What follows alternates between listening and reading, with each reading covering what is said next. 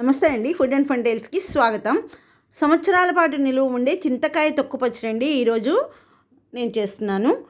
6 కిలోల చింతకాయలకి 1 కిలో ఉప్పు చొప్పున పోసుకోండి. అది కూడా కల్లు ఉప్పు వేసుకోవాలి. కల్లు ఉప్పు అంటే రాళ్ళ ఉప్పు అంటారు కదా, అది వేసుకుంటే బాగుంటుంది. సంవత్సరాల పాటు నిలువ ఉంటుంది.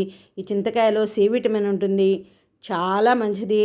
కానీ ఈ రోజుల్లో చింతకాయ పచ్చడి చింతకాయలు ఉప్పు పచ్చళ్ళు అలాంటివి తినద్దు అంటున్నారు. కానీ ఇవన్నీ పాతకాలంలో తిన్న పచ్చళ్ళే కదండి. ఇవి పచ్చాలకు కూడా వాడతారు, బాలింతలకు పెట్టచ్చు, పసిపిల్లలకు కూడా చక్కగా ఉప్పు చింతకాయ వేసి నెయ్యి వేసి పెడితే చాలా మంచిది. ఒకసారి ఎలా చేయాలో చూసేద్దాం, వచ్చేయండి.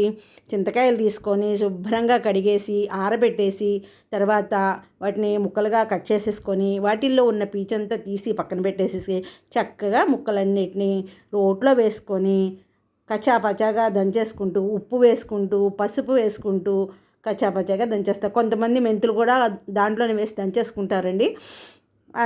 నేను మాత్రం మెంతులు వేయలేదు, ఉప్పు పసుపు వేసి దంచుకున్నానండి. 6 కిలోలకి కిలో ఉప్పు అండి లెక్క. ఇలా కచాపచాగా దంచేసుకొని చక్కగా జాడీలో పెట్టేసుకోవడమేనండి.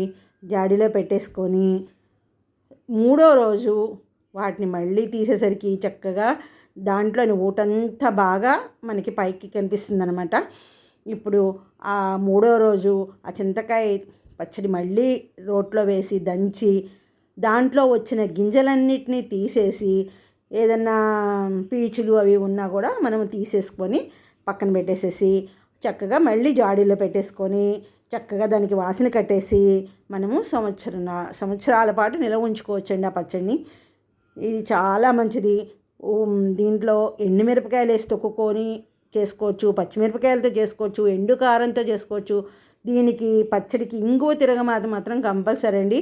ఇంగువ తిరగమాత లేనిదే చింతకాయ పచ్చడికి అసలు అనవసరం అనమాట. అంత బాగుంటుంది.